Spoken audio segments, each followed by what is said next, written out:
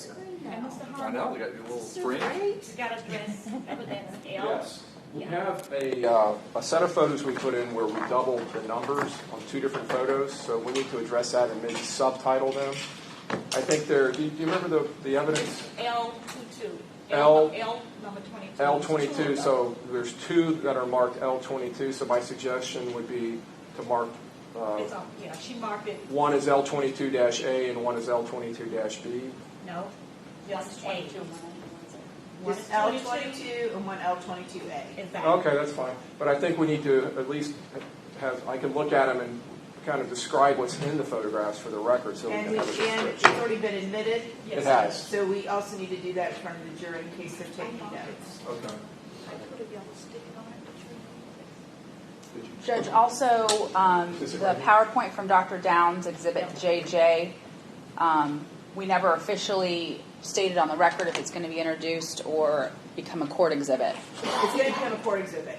So any expert reports are hearsay and inadmissible.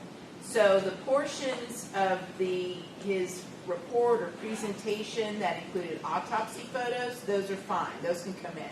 The other stuff that he did, the diagrams, the other stuff he did that he put in as far as to help him with his presentation, those are not coming in. The only thing I would indicate as to that is I believe the photographs have already come in separately, so I don't want them to come in twice. They're not. Okay. They're not.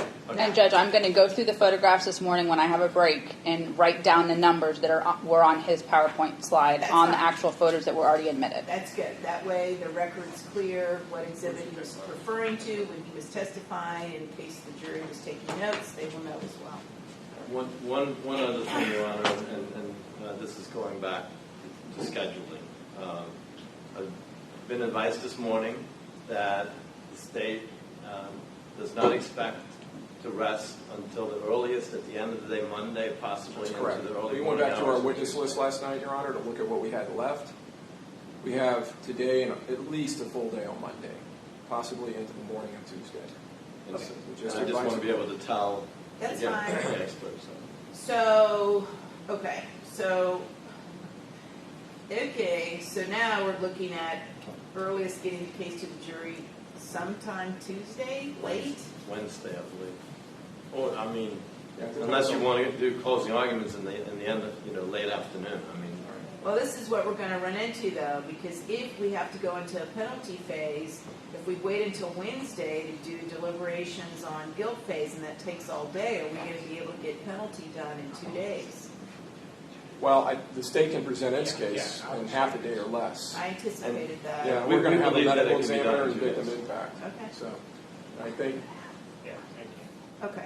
And just speaking on that, Rebuttal, with regards to the yeah. video I'll talk about my issue case in chief. that you mentioned, Mr. Hernandez, I took a look at some case law, and hearsay is admissible as long as it can be rebutted by the other side.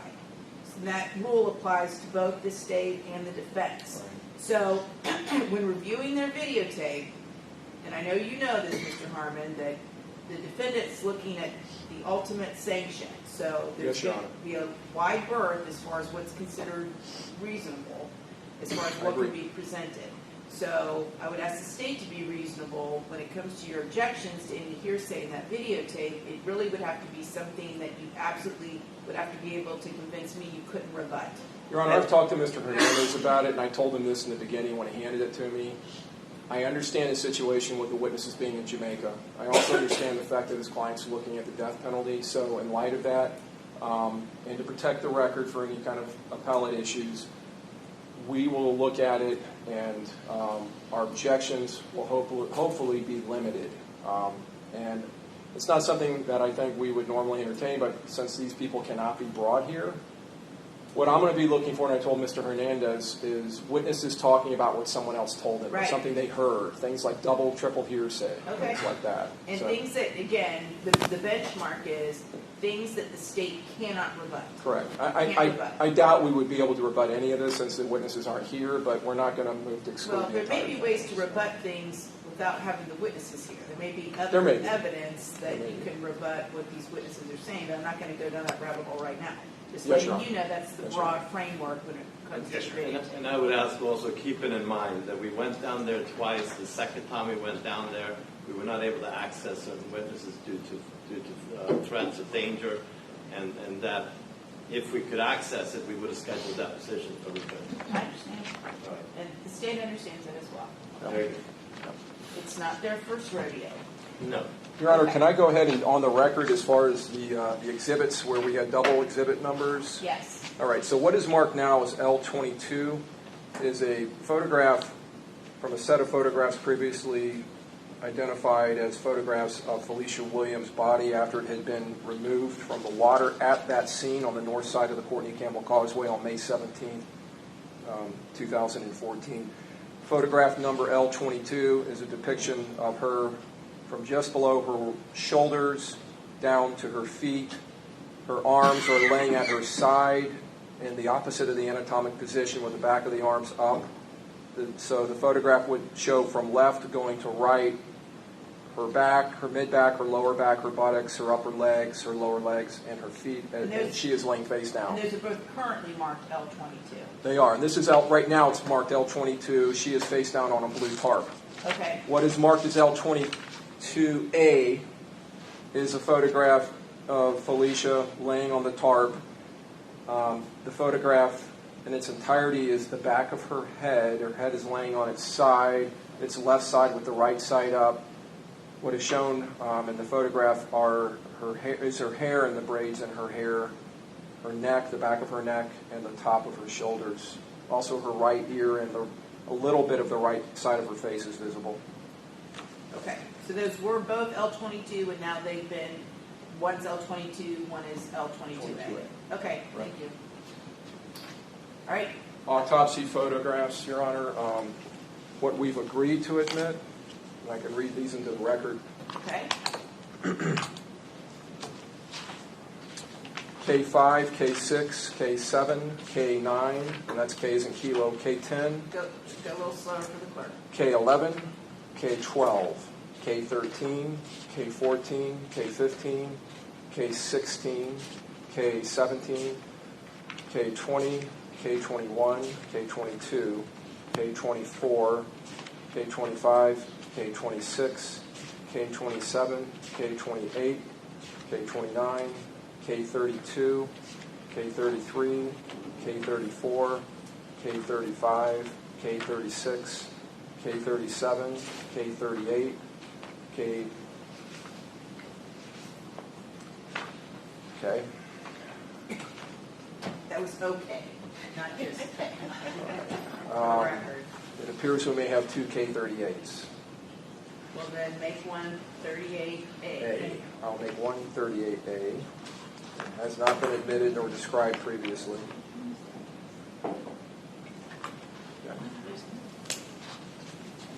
K39, K40, K41, K42, K43, K45, K46, K59, excuse me, K61, K65, K67, K68, K69, K70, K71, K72, K73, K86, K90, and K101.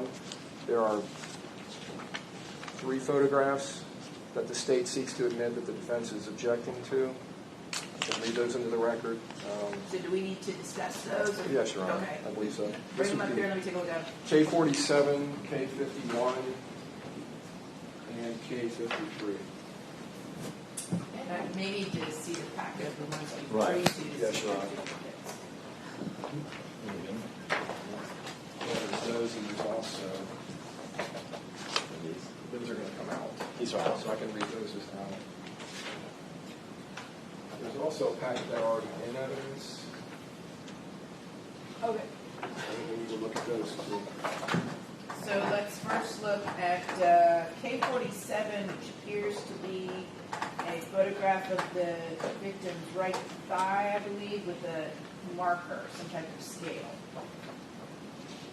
And I think these photos, like this one here, covers this drawing. Almost identical. This is already in evidence. So why do you need K47? 47 if we already have in evidence K48, which is almost the exact same photograph? 348 is covering this incised wound here. Oh, I see. That's not visible otherwise, and this gives a better view of the top part. I guess it's mons venus above the victim's vagina or vaginal area. And my position is that is all covered. It's all covered by this photo, which is K3. All right, I'm going to overrule the objection, and K47 is admissible. K51, this appears to be a close-up. Looks like the eye socket's being pulled up, and then there's a scale. I think I misspoke. On those two, I need to speak with Dr. Kurz to see if he needs those for some reason. The reason being, when he pulls back the lower eyelid Right. on that eye, there appears to be bleeding or trauma that I don't think is reflected in any other photograph. All right, so I tell you what, put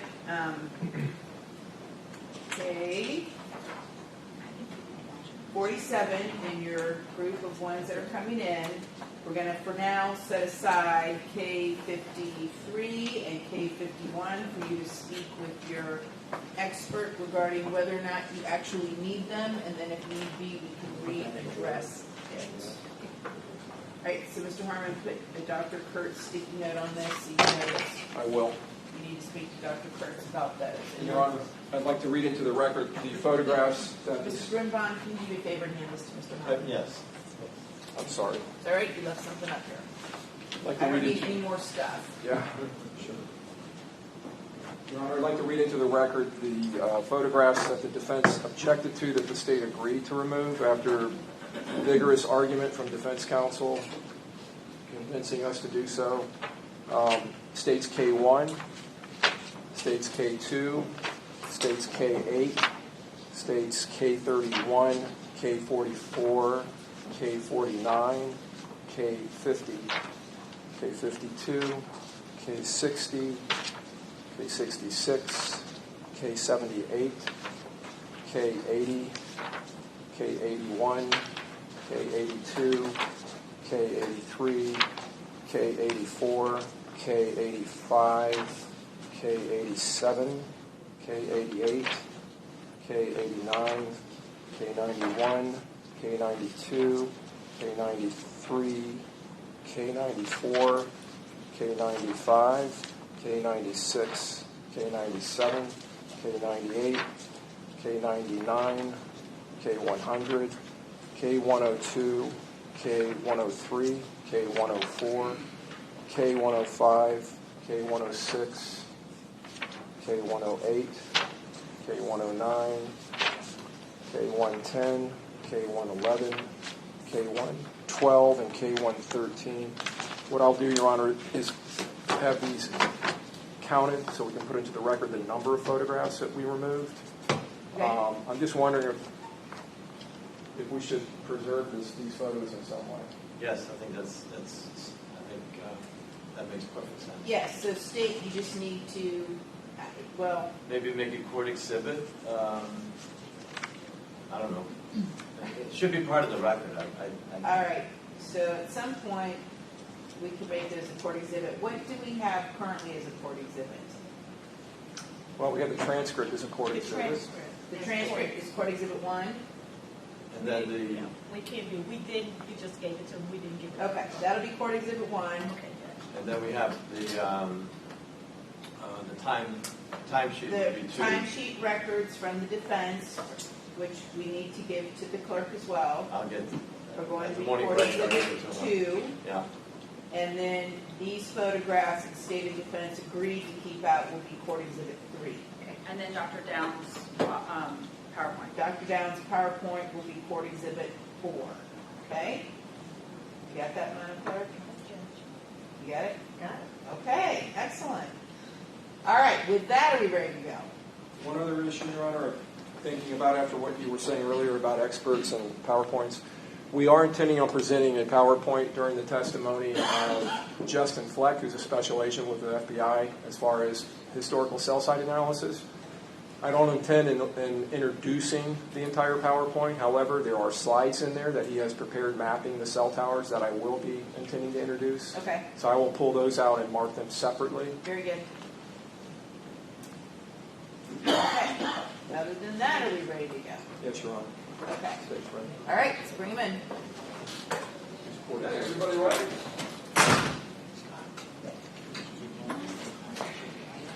Yes.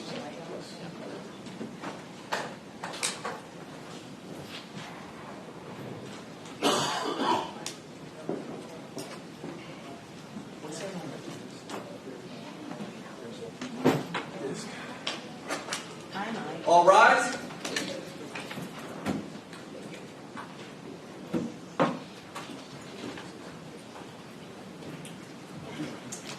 All right, welcome back, members of our jury. Again, I'm going to ask you, did any of you listen to, watch, read any news accounts related to this case? Did you speak with anyone about this case or do any independent investigation on your own about this case? No. Okay, very good. All right, we're ready to proceed. State, who's going to be your first witness? State calls Dr. Jacob Landis.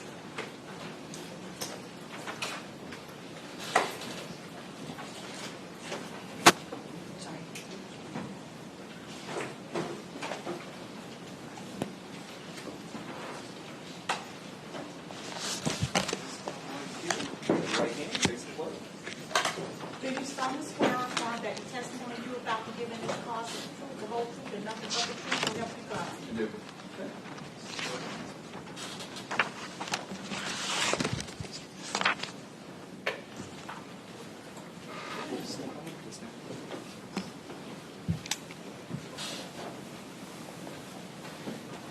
Hey, Dennis. Good morning. Good morning. Can you please state your name for the record? Jacob Landis. And how are you currently employed? I am currently employed through the National Science Foundation as a plant genome postdoctoral fellow at the University of California, Riverside. And how long have you been currently in that fellowship? I've been in that fellowship for 2 years. And prior to that, what did you do? Prior to that, I was a postdoctoral researcher at the University of California, Riverside, studying in 2016. Before that, I had got my PhD at the University of Florida, studying botany. I graduated there in August of 2016. Can you explain to the jury what forensic botany is? Forensic botany is the use of plants or plant parts to aid in criminal investigation. Can you describe to them what systematic botany is? Systematic botany is the study of the relationships of living things. In our case, how individual species are related and how families of plants are related to each other. Can you give us a brief educational background leading up to your PhD program at the University of Florida? I can. So I graduated with my Bachelor's of Science from the University of Kansas in 2008. I graduated with my Master's of Arts from the University of Kansas in Ecology and Evolutionary Biology in 2011. Started at the University of Florida in 2011 in August and graduated with my PhD in 2016. And can you explain to the jury what you do or what your duties are with the National Science Foundation? So my current duties are to look at the genomic consequences of adaptation of barley, specifically a population of barley that's been grown in California for nearly 100 years. So I look at the genomic changes at the DNA level of what's allowed it to adapt to the California environment. What are genomes? Because you talk about genomic changes and things like that. So what are genomes? The genome is the DNA sequence, the A, T, C's, and G's that all living things possess. So the genome includes all of the genes found in an organism, all of the promoter regions of genes, and spacer regions of genes. So it's basically the DNA fingerprint of an individual. Okay. And currently you're working specifically with barley? Correct, I am. And are you doing DNA testing at your current job? We do. So we do DNA extractions, full genome sequencing, and comparing genomes to different individuals, different populations, to see where they originally came from and how they are different from each other after being grown in California for nearly 100 years. Have you published any works in the area of botany? In botany, yes. I have 22 publications in peer-reviewed journals, starting back in 2008. Have you ever testified previously with regards to your work in botany or forensic botany? I have not. This is my first time. Have you previously worked on cases that involved forensic botany? I have. I have worked on 2 cases, this one and one just prior to it. And did that case not come to fruition with a trial? It did not. Is the work that you conducted specifically in this case, is it generally accepted as a worldwide recognized science? It is. So the methods that we did DNA extractions following the protocols established by the field. We amplified individual genes, barcoding genes that all organisms have, and we follow the established protocols. Judge, I ask at this time if the defense has any questions in this limited area. No, thank you. Dr. Landis, were you asked to consult on a case, a homicide investigation coming out of Temple Terrace Police Department from May of 2014? Yes. And do you recall when it was in fact that you were requested to begin to consult on this case? I don't remember the specifics. I believe it was in May. I don't remember the specific date. Would looking at your report refresh your recollection? It would. The report does have the date. At least I know the date that the material was brought to us. Please let me know when your recollection's been refreshed. May 28th, 2014, the material came to us. Okay. And did you know that this material was coming prior to it arriving? We did. Before it was transferred to the Florida Museum, we had a little bit of warning, maybe a week. I don't remember for sure when it was. And you said we did. Who is it that you were working with on this case? So I was working with Dr. Matt Gitzendanner. He was overseeing myself and Dr. Richard Hodel. The two of us were PhD students together in the lab. Dr. Hodel was a PhD student with you? Yes, he was. Him and I started at the same time, 2011. And was Dr. Gitzendanner, was he the supervisor? He was the lab manager in the lab. So he has his PhD. He'd been in that lab for many years. He had previously published a chapter in a forensic botany book. That is how the request came to him. And then based on my experience in the lab and Dr. Odell's, we were asked to help with the project. Were you aware that Dr. Hall had previously looked at 7 samples that Temple Terrace Police Department had sent them prior to one of the samples coming to you? I was aware that there was Dr. Hall had looked at some samples. I was not aware at the time of how many of those samples were. We didn't, as to my recollection, we did not receive all 7 samples or however many samples there were in the lab. Okay. And what specifically were you asked to do or to ultimately determine? I was asked to use molecular techniques to be able to identify the small fragment of sample that we received, to identify it to what species it belonged to. Was a particular species identified as to determine, could it possibly be a specific species, or were you just given this and said, tell us what species it is? I believe Dr. Hall thought it was white mangrove, but because the material was so small, he could not be certain. So we were asked to confirm what he believed was the case based on a very fragmented piece of material. And is that why you then conducted DNA testing? It is, yes. Can you tell us what items you did receive to conduct testing on? So we received 2 envelopes. One was labeled 054. That was collected by the police department, I guess from the crime scene. A second envelope included this very fragmented piece of material that was collected from, I believe, the headlight of a vehicle.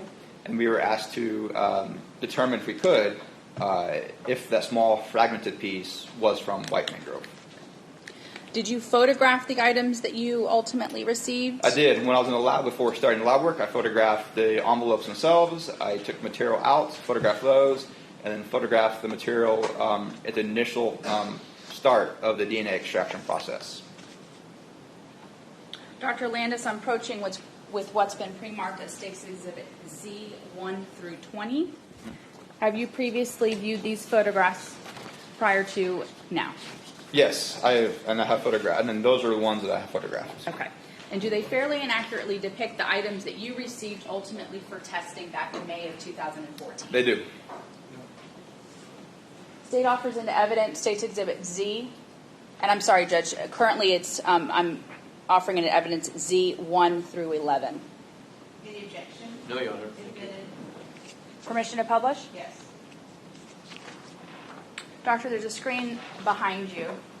If you can describe what Z1 is. So this was the first envelope that we received, 054, which was an identified material, and a large piece of material that was easily identified by Dr. Hall. Z2, was this item located within that manila envelope that was marked 054? Yes. This detailed envelope that was taped shut was inside the manila envelope. And is this documented showing from Agent T. Elmer on the white envelope, on the white sticker that's attached to the front? Yeah, that is the name that was on there. Okay. State's Exhibit Z3, is this a photograph of what was located inside that? Yes, it is. I removed that piece of material from the envelope, laid it on top so I could show where it came from, and photographed it. Ultimately, when you begin conducting testing, what do you have to do to this piece of sample? For DNA testing and extractions, all I would need to do would be to remove a small piece of leaf and put it in a 1.5 mil Eppendorf tube with some zirconium beads to grind the material up into a small piece of dust or fine dust particles. But because this material was already mostly dried, it was not completely fresh. It did fragment easily. Do you need a piece of plant material to be fresh or alive in order to conduct DNA testing on it? No, you do not. I have extracted DNA successfully from material that's 50 and 60 years old. If it is green, it does help. That means that there's chloroplast in there, which the chloroplast is what allows plants to produce oxygen. And so one of the markers that we use is a chloroplast-specific marker. So if the material is green, it does make it easier to identify plant-specific genes. And obviously, in this case, this sample, the large sample that was provided, was green. Yes, it was. State's Exhibit Z4. Is this a photograph of take the piece that you took from the larger sample and placed it in the tube that you discussed? Correct. Yeah, this is a piece from 054. And you discussed putting beads in the tube.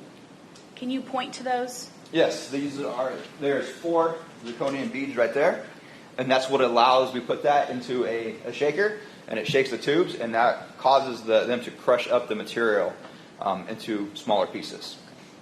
And is that the first step in your extraction process? That is. So the reason we do that is to increase the surface area to volume aspect of the material. So when we put in a buffer that breaks open the cells to extract the DNA, if there's more surface area, the buffer can reach the cells and release the DNA easier for us to extract.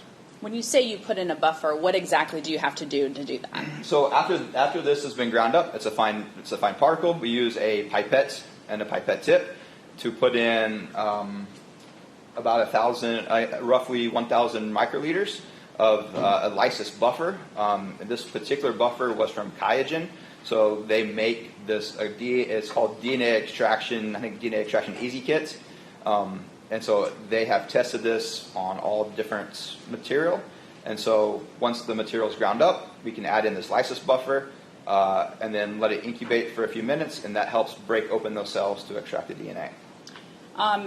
In layman's terms, is it like a liquid chemical that It you is. put in there? It's a liquid. It is a liquid.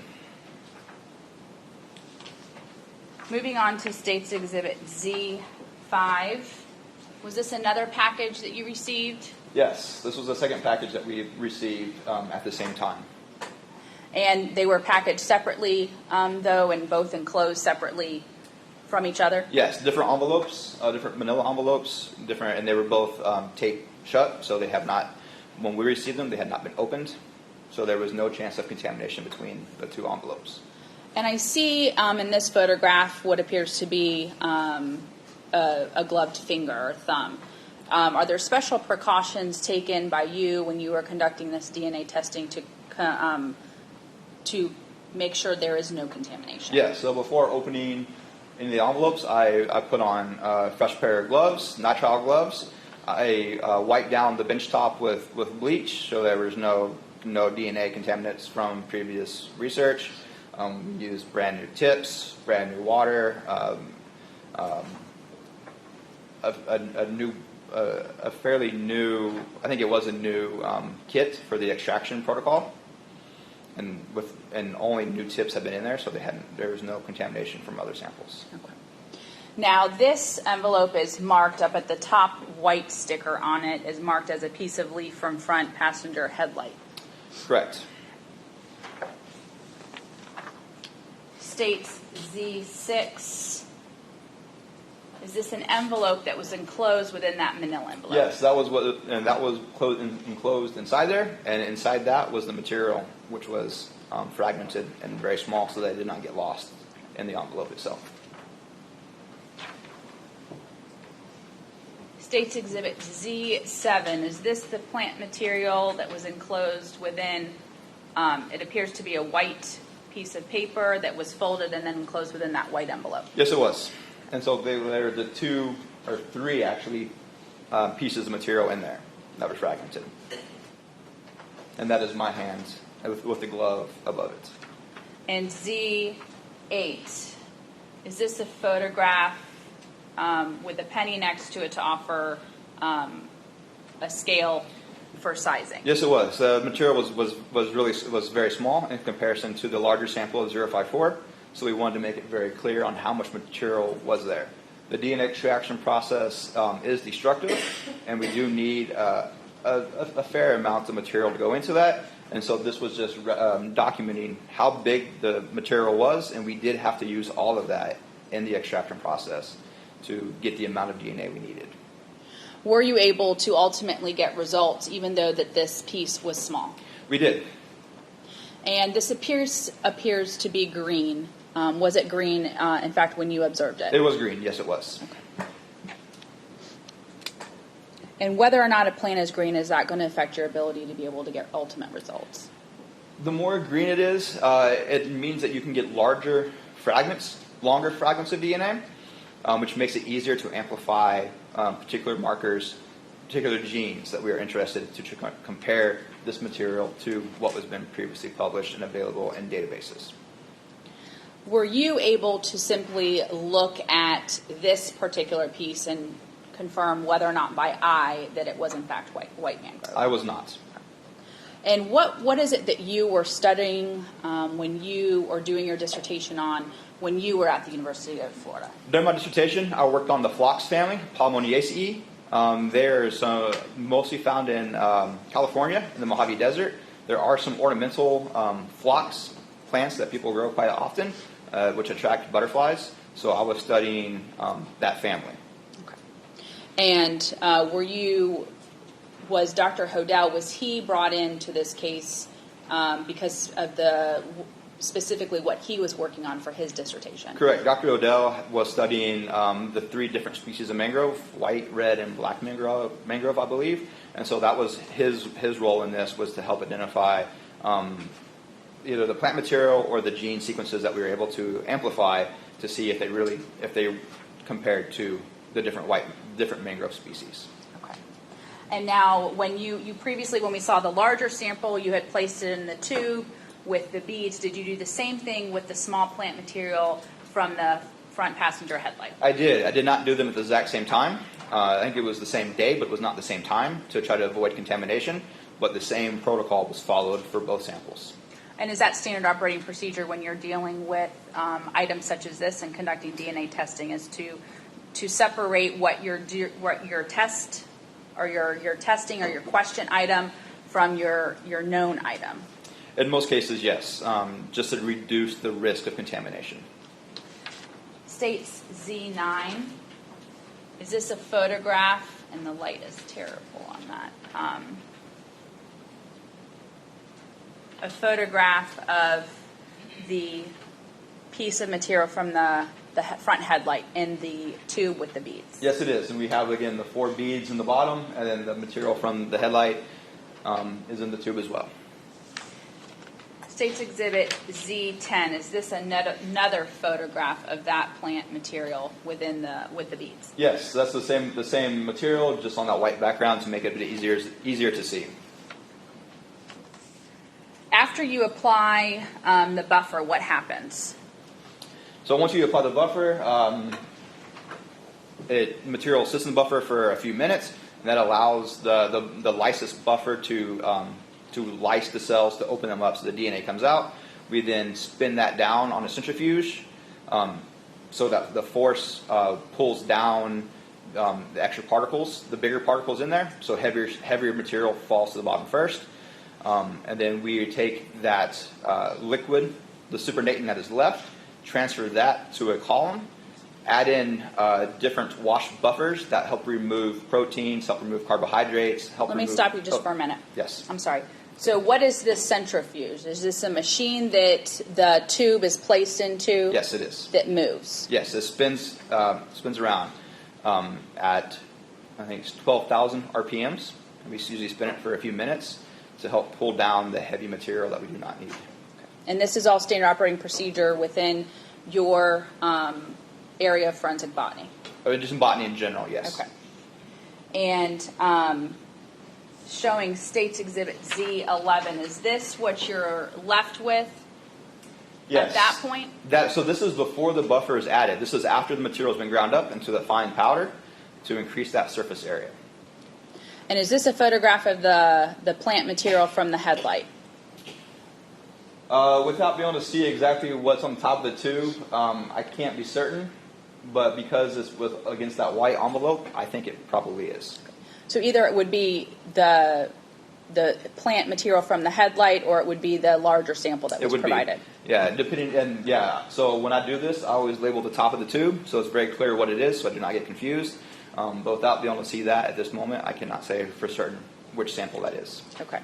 And so what happens after it appears like this? After this is when we add in the lysis buffer to let it incubate, and then we start the centrifuge process, and then the wash steps, adding in the different wash buffers to remove proteins, carbohydrates, to be left with just pure DNA. And are these chemicals that are added, and does it go back into the centrifuge, or is it simply chemicals that are added and then that's how you ultimately get your DNA? So we add one chemical, so we add the lysis buffer, spin it down, pipette off the remaining supernatant, which is what the DNA is in that case. It's still in a liquid form. Add it to another tube, add in one of the wash buffers, spin that down. Then we will pull off the liquid.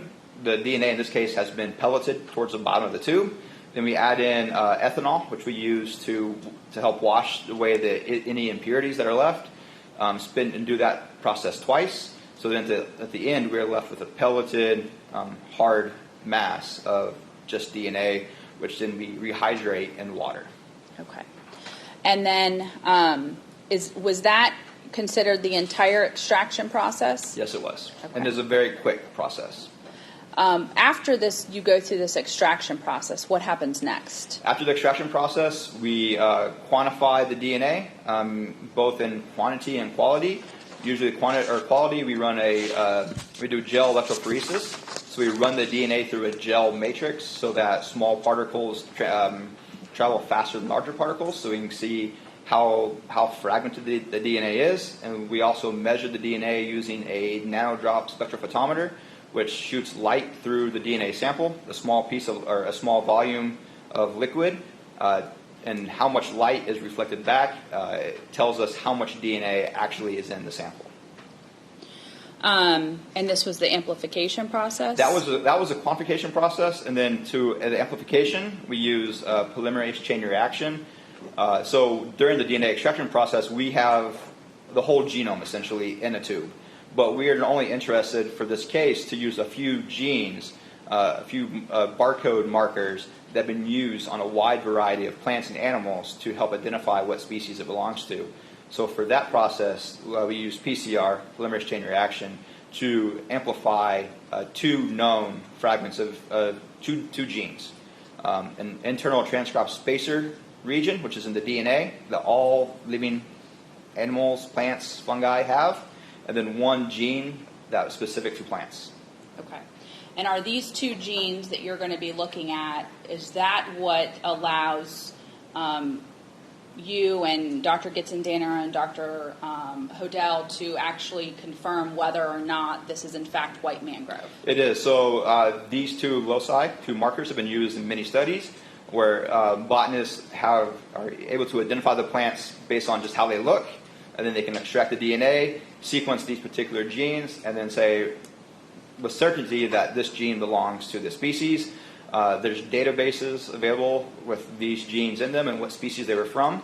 So we were able to, you're able then to sequence a gene from an unknown species, and then do a search against this database to see which ones match and to what percentage they match to that. And is that once you go through the final step, do you compare that to what is in the database? Yeah, so we do the PCR, which amplifies that particular fragment, and then we go through a sequencing reaction, which is very similar, which it adds 1 base at a time, and then gives us a digital printout of what base, A, T, C, or G, was at any given one position. At that point, we were able to compare that to this larger database to see what percentage match.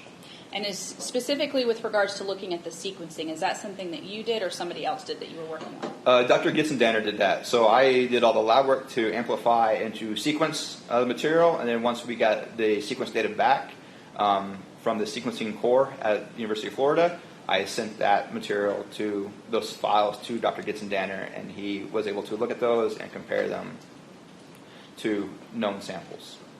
So this extraction process, quantification process, amplification process, and sequencing process, did the plant material from the headlight go through that process? And did the plant material, that the larger sample that was collected by Detective Elmer, did that go through the extraction, quantification, amplification, and sequencing?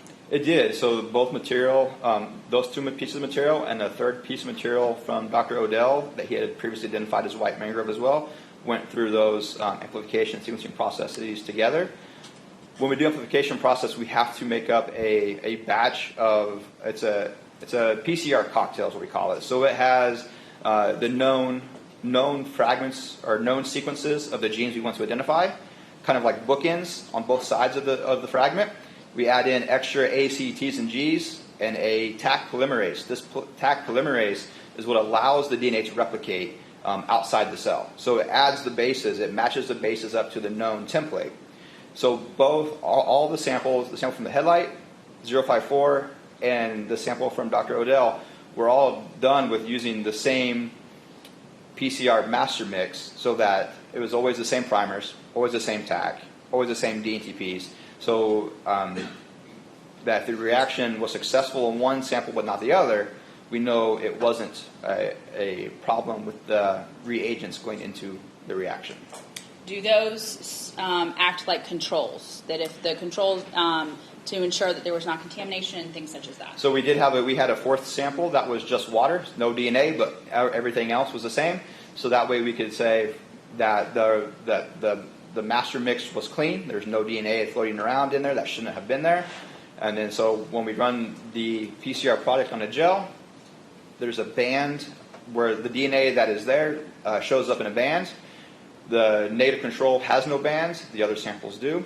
Those would then process for sequencing.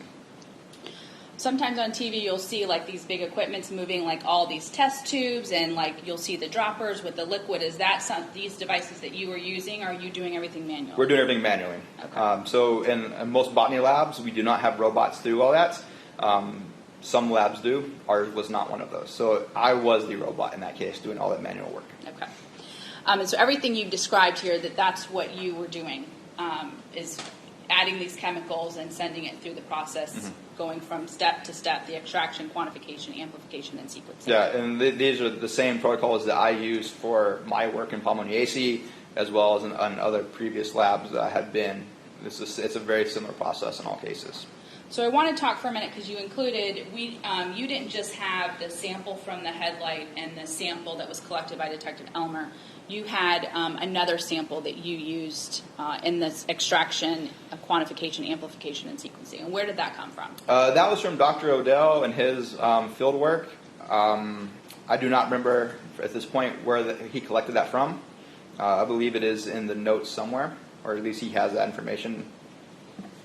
And was this offered as something that he had been working on with, or from a collection that he was working on for his dissertation, specifically involving mangroves? It was, yes. Okay. So it was to act as another positive control in a sense that he was able to identify that as white mangrove clearly. So we were able to compare the DNA sequences we recovered from that sample to the known database and also to the crime scene samples to see how they compared. Now, when you talk about going through these processes, is conducting or doing work on plant DNA different from doing DNA testing on a body fluid or body tissue? Once you get to the point where you can lyse the cells to extract the DNA, the processes are all the same. For the fluids and saliva, you would not have to use those beads to grind material up. So that part is slightly different. But once you add in the first buffer that breaks open the cells, at that point on, everything is very similar. Okay. And once we get to the end of the DNA extraction process, the amplification process is the same for all organisms that have DNA.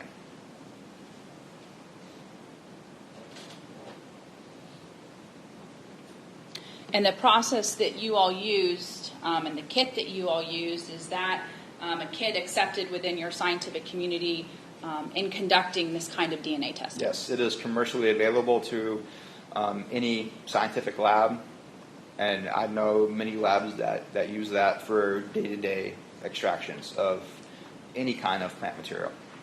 And you said ultimately after the sequencing, the last phase was done and you got the information as to what DNA or where those letters were for each of the three samples. The one that was from the headlight, the one that was from Detective Elmer, and the one that was provided by Hodel. You then provided that information to Dr. Gitzendanner? Correct. So we had the sequencing data for all three samples for two different markers. The one that was found in all DNA and the one that was specific just to plants. And the two markers, is that the two loci or the two genomes that you previously discussed? Yes, that is using the ITS marker, which is in DNA, and then there's a TRNF marker that's found just in the chloroplast of plants. So humans, animals do not have that particular gene, only plants. Judge, may I have a moment? Yes.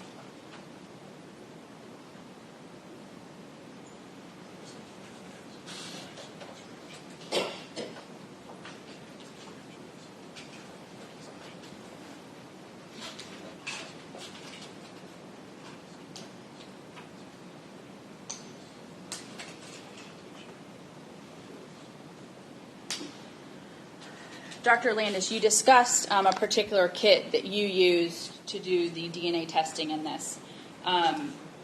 These kits, they're not only used in identifying plant DNA, are they used to identify any kind of DNA, such as semen, blood, saliva, tissue DNA? I believe you can use that. It's the Qiagen DNA Easy Kits, and I believe they market that. I have used it previously working on fish and on earthworms both. I believe you could use it for almost any kind of material. I think the manual says it can be used for blood extractions as well. But kits, this is not something uncommon. These kits are provided to agencies such as the Florida Department of Law Enforcement, and they may use another kit based upon their ASCLD procedures, but these kits, this is not something uncommon when you're doing DNA testing. They're universal kits. Okay. Nothing further, Judge. Okay, Cross. Good morning. Good morning. So are you familiar with the various families of Florida mangrove trees? I am not. So my expertise was not in mangroves or really in the Florida fauna. I have worked flora. I have worked mostly in California. Okay. Are you generally familiar with the fact that we have red, black, white, and buttonwood as the members of the family, or no? I'm familiar with at least the first three of those, the red, the black, and the white mangrove from Dr. Hodel's work. Okay. Are you familiar with the fact that the red mangrove is the mangrove that we see that actually generally grows in the salt water with the roots that are coming down from the branches? I am not. Okay. Again, I have not worked on those before. Are you familiar with the fact that the black mangrove generally grows at a higher elevation than the red mangroves? From Dr. Hodel's work, I have heard him speak about that, but I am not too familiar with that. And what about the white growing at a higher elevation than both of them? Are you familiar with that? I've heard that from Dr. Hodel, but not specifically. Okay. I would not be able to tell you off the top of my head which one grows at higher Sure. elevation. Sure. When you look at the DNA that you extracted from the unknown leaf, and you're comparing it to a known white mangrove, do you also, to exclude a comparison or of it being either red or black mangrove, do you also have a known DNA extraction of a red and black mangrove so you can put them side by side and exclude those as being the... In this particular case, we did not have a sample for the red or the black. Right. However, when we did search the unknown sample against the database, Right. If those are in the database, they will come up even if we did not do them ourselves. They were previously there. But Okay. in this case, we did not have a sample of red or black to compare against specifically. So when you look at the database, they're different, but you didn't actually compare your results with either a red or a black mangrove. Not one that we extracted ourselves in this case, no. Okay, that's all I have. Thank you. Okay, be direct. Dr. Landis, you weren't doing your dissertation on white mangroves, is that I was correct? not, no. Or mangroves at all? I was not, no. Dr. Hodel, in fact, was. Correct. Is that why he was brought on to consult in this case? Correct. Nothing further, Judge. Okay, will this witness be excused? Yes, Your Honor. Okay, thank you. Free to go. Okay, state who's going to be your next witness. The state would next call Dr. Hodel.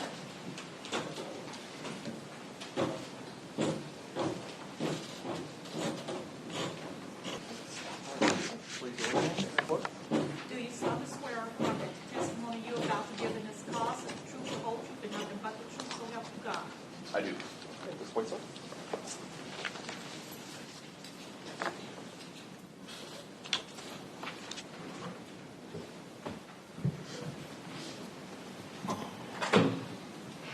Good morning, Dr. Hodel. Good morning. Can you please state your name? Richard Hodel.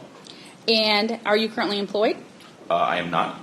Are you in between? Did you just finish a job and you're going to go up to D.C. shortly? Yes, so I just finished as a postdoctoral research associate at the University of Michigan. And in January, I'll be starting a position at the Smithsonian Institution in Washington, D.C. As a Peter Buck Fellow postdoctoral researcher. Okay. Can we first start with your position at the University of Michigan, and can you explain to the jury what you did there? There I was working under the supervision of two professors, and I primarily studied some sedge species, which are very similar to grasses that grow virtually worldwide, but I was specifically studying some from the Rocky Mountains, and I would use DNA techniques, genetic techniques, genomic techniques to look at how these sedge species could become adapted to certain environments in different parts of the Rocky Mountains. And what are you going to be doing in your new position at the Smithsonian in D.C.? At the Smithsonian, I will be investigating the plant genus Prunus, which is the cherry genus. It has about 400 species in it that include economically important things such as almonds, peaches, cherries, and I'll be using genetic evidence to try to detect the evolutionary history of how all these 400 species are related to one another. So in both positions, are you utilizing DNA and looking at DNA and genomes in your daily job? Yes, frequently. Like the DNA is the primary source of data that I'm working with on a daily basis. Okay. Can you give us a brief educational background, starting with your bachelor's degree? Yes, I got my bachelor's degree in music at Amherst College in Massachusetts, and then I switched directions in my career, and I got a master's degree in biology at Appalachian State University in North Carolina, and then directly after that, I went to the University of Florida in Gainesville, and I got my PhD in botany there in 2017. And what was your dissertation on? My dissertation was on the primary species of mangroves that are frequently found in Florida, the Caribbean, and generally just in the Americas. So red, white, and black mangroves. And I looked at genetic variation in these species, mainly in Florida initially, and then also throughout the Caribbean. Can you explain, how long were you there at UF working on this? I was there for 6 years, plus an additional semester. And so what kinds of things are you doing with mangroves during this time? So initially I looked at a comparison of genetic evidence in black and red mangroves to look at the sort of geographic patterns within Florida and how similar or different they were in different locations. And then a later project involved looking at red mangroves and white mangroves in Florida and also throughout the Caribbean in Grenada, Cayman Islands, Costa Rica, Jamaica, St. Lucia, Puerto Rico, Anguilla, Antigua, and looking at whether there were similarities or differences using genetic information between red mangroves and white mangroves in all these different islands and also within Florida. Have you published any works in the area of botany? Yes, I've published 8 papers in the field of botany, 7 of which I was the primary lead author.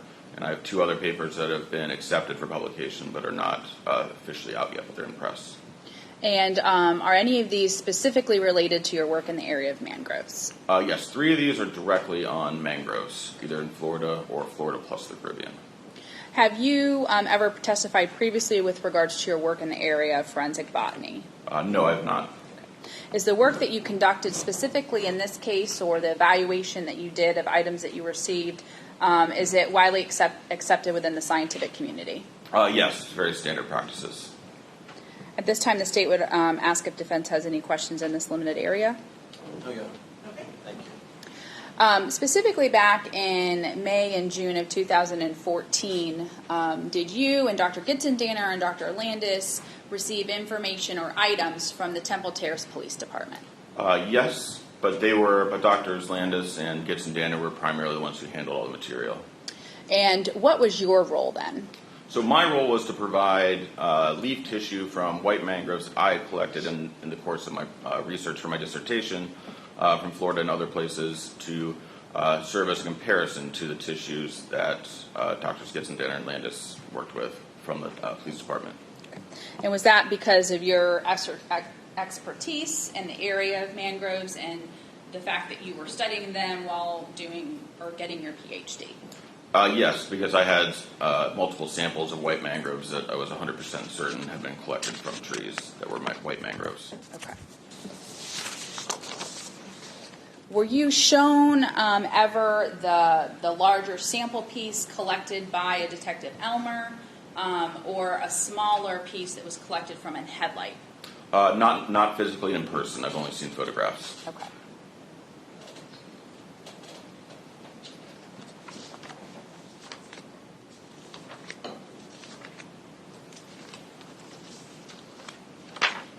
Showing State's Exhibit Z3. Have you previously seen this photograph? Yes. Can you, based upon your training and experience, look at this particular piece of plant material and identify it in any way? Yes, based on the leaf morphology, that's definitely from a white mangrove. When you say leaf morphology, what is that? In this case, I'm looking at the shape of the leaf and also some of the black dots that are on the leaf. So a few of those black dots are indicative of white mangrove, and furthermore, we can tell it's a white mangrove and not a red or a black because of the much more rounded tip of the leaf, and it'd be much more pointy if it were red or black mangroves. Okay. Can you point to where these black dots are, and I'll see if I can zoom in to maybe make it. So some of these ones right here. And are those consistent, or having been on white mangroves, or you know them having been on white mangroves? Those are consistent as far as being on white mangroves, Okay. just that I've seen in many, many samples throughout collecting them. Okay.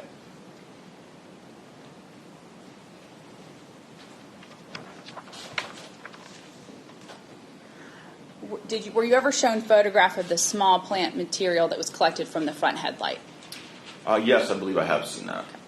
Looking at that with a naked eye, are you able to discern whether or not that is in fact mangrove? No, that piece is too small to make a clear distinction or determination. How many samples of mangroves did you have, or how large was your collection?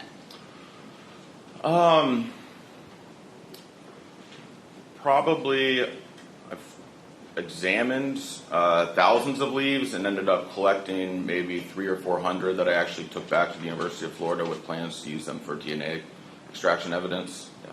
Okay. Were you involved at all in any way in the extraction or the DNA process of the larger sample collected by Detective Elmer, or the plant material from the headlight? No. Were you involved in the DNA extraction with the sample that you provided? No, I don't believe so. So did you provide the sample to Dr. Landis? Yes. Okay. Were you involved in any way in identifying or looking at the graphs or the different location or genomes and making that identification, or was that done by Dr. Gitzendanner? That was done by Dr. Gitzendanner. Have you viewed photographs of the scene where the body was ultimately located? Yes. Have you reviewed photographs of the areas where Detective Elmer went and took multiple samples? Yes. Okay. Have you been able to make any identifications looking at those items as being white mangrove? Yes, in some of the photos you can positively identify them.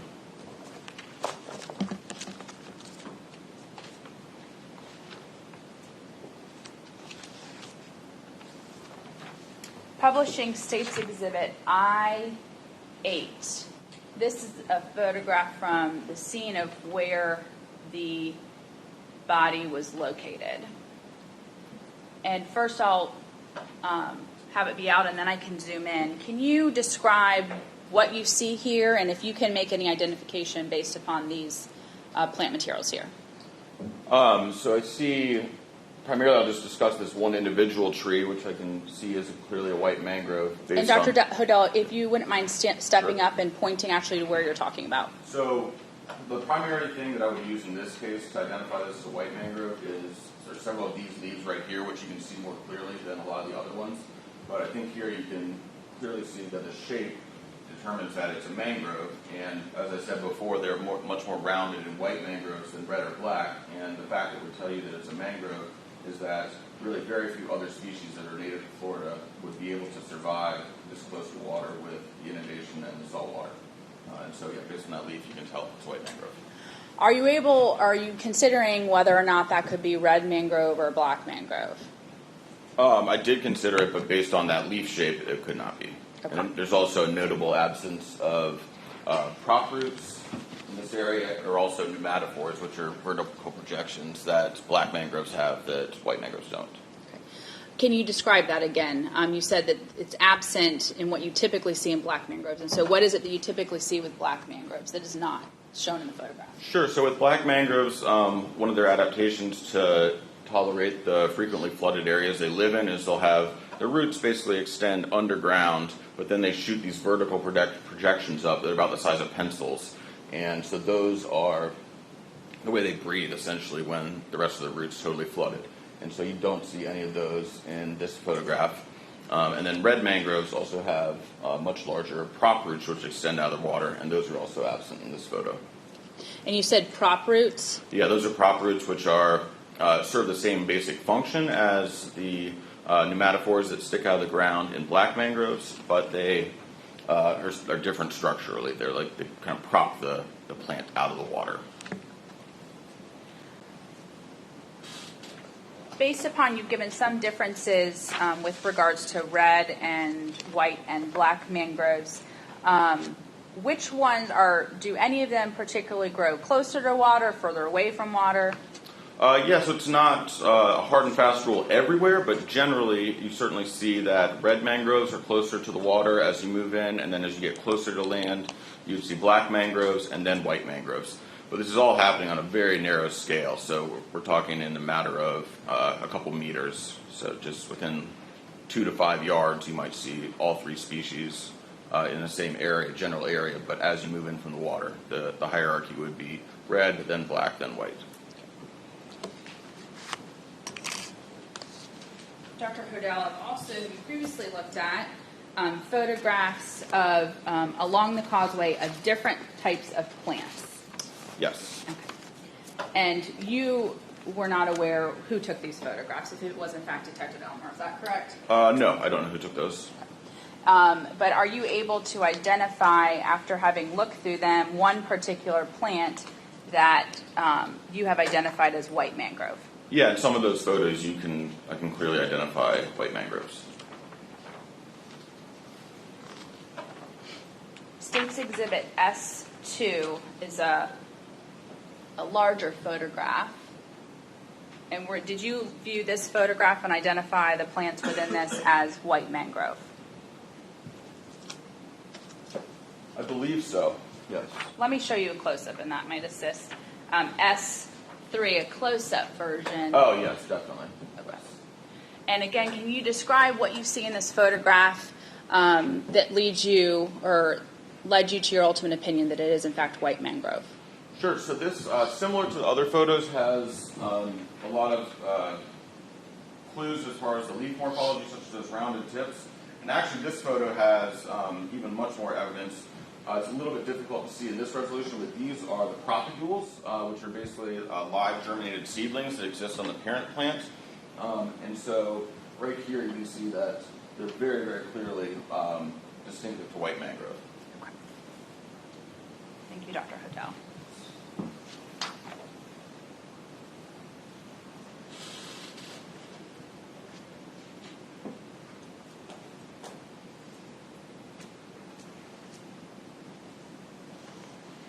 Are mangroves common in Florida? Yes, they are. Okay.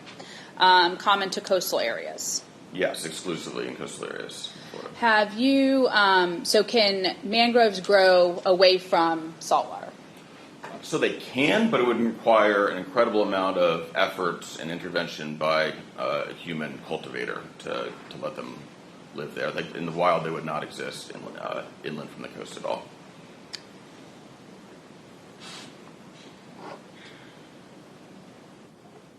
Were you provided an address by the state of Florida to look at to determine whether or not in that area you saw any white mangroves? Yes. Okay. Was that address 4820 Fifth Avenue South? As best I can remember, yes. Okay. Do you know a Calissa Kelly? No.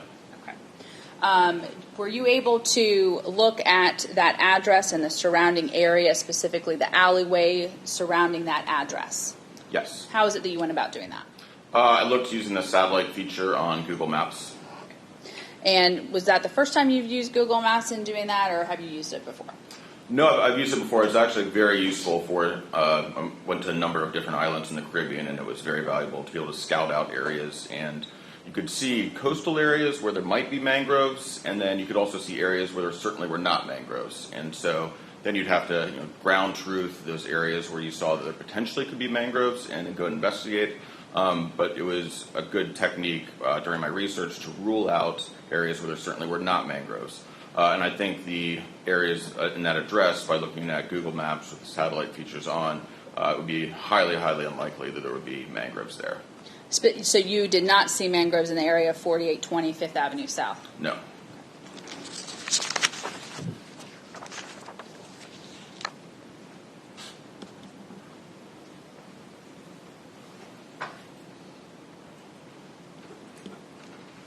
Judge, may I have a moment? Yes.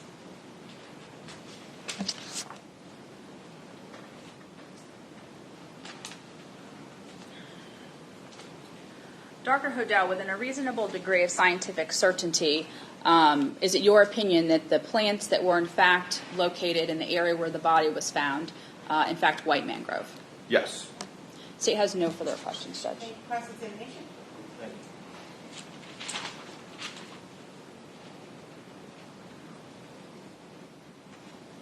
Good morning. Morning. You indicated the family of mangroves in Florida is red, black, and white. So they're actually in 3 different families, but those are the 3 species that are in Florida. Yes. How about buttonwood? Buttonwood is what's known as a mangrove associate. Okay. It's actually relatively closely related to white mangroves, but it can't quite survive as close to the water as a true mangrove. Okay. And would it be fair? You talked about I believe the red mangrove is the one that generally you'll see closest to the water. Generally, yes. And that's the one where you'll see what appears to be roots coming down from the branches into the water. Yes. Okay. And then black mangrove is sort of the next station from the water. Yes, usually. And it has horizontal roots where you will see, for example, you'll see it in beach areas where it looks like pencils that are basically sticking up from the ground surrounding the mangrove. Is that fair description? Yes. Okay. And then the white mangrove is the one that can survive in higher elevation than the red and the black. Generally, yes. Okay. Would it be fair to say that you find all 3 of these frequently in the coastal areas of Florida, both on the west coast and the east coast of Florida? Yes. It's very common. Yeah, they're quite common. And specifically, even on a stretch of roads such as, are you familiar with the Courtney Campbell Causeway? No. Okay. Well, it's a bridge, and also there's portions that are on land crossing Tampa Bay. Okay. And it's low elevation, very close to water level. Okay. Would you agree that it would not at all be unusual to find all 3 of the mangrove types growing in such an area? Yeah, it would probably not be unusual. Okay. And were you asked to examine or compare any samples of trees that might be located on the southeast section of the Courtney Campbell Causeway? I'm not entirely sure of the orientation of where I was looking at. Okay. Well, you discussed with the prosecutor some samples that you've looked at. Is that basically the samples that you looked at? I mean, did you look at anything beyond what we discussed on direct examination? In terms of photos? In terms of, as it relates to, no, in samples, plant samples. I didn't look at any physical pieces of plants. Okay, you're right. You looked at photos of the samples. Right, yes. Okay. But other than the photos that we've seen here today, did you look at anything else? I looked at a few other photos, too. Okay. That were not put up on the screen. Okay. Do you know where those were collected? No. All right. You indicated that that the mangroves, you're strictly going to find them in coastal areas? Pretty much exclusively. Okay. Now, some of those coastal areas where you find mangroves will stretch as far as 30 miles inland. Would you agree with that, in the state of Florida? Probably in the Everglades, you might see red mangroves coming in up to 30 miles. Okay. And red mangroves is the one that's at the lowest elevation, right? Typically, yes. Okay. How far in might you find the white mangrove? I can't recall seeing it much further inland than a couple hundred meters in places that I've been to.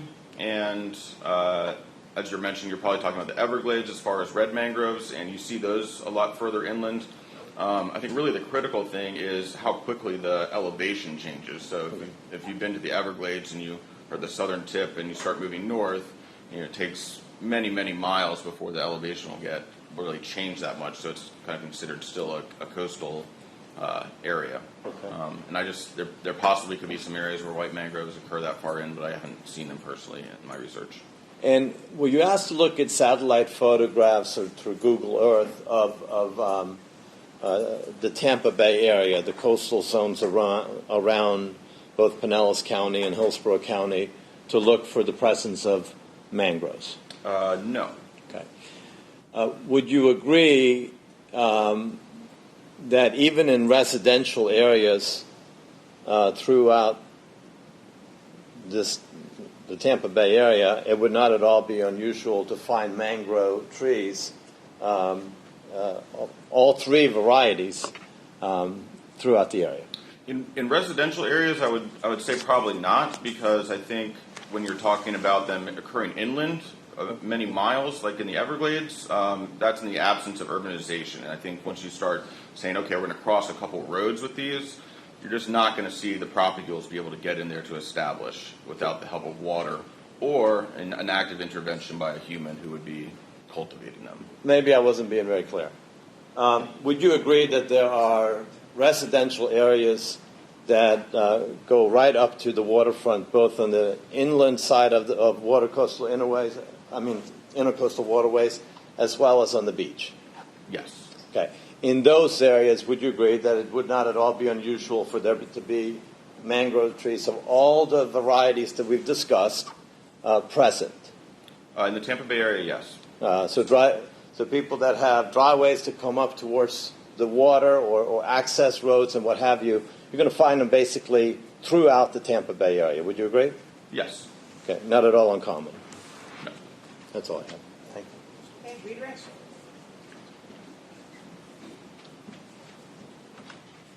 Dr. Hodel, specifically touching on the last question that you were just asked, those are going to be in areas or homes that are coastal homes that are right next to the coast. Yes. Okay. Homes in residential areas, you previously testified that you typically would not see mangroves. Why is that? I guess if you were just to survey an entire residential neighborhood near the coast, once you start to pass a couple streets or barriers like that, it would just be incredibly unlikely that a mangrove would get there on its own naturally. And that's because, as we saw, these couple characteristics of these plants are that they have those propagules, which are basically germinated seedlings that exist on the parent plant, and one way that they move around is by getting dropped into water and moving around, and so the tides help to move those in and out. And so if you don't have any the ability of water to carry those anywhere, you're not going to see a population get established there. And typically what we see is barriers like roads can be detrimental to having mangrove populations get established inland of that road relative to the water. Okay. Now, you were shown other photographs within State's Exhibit S, such as S4, and this is not white mangrove, is that correct? No, it is not. Okay.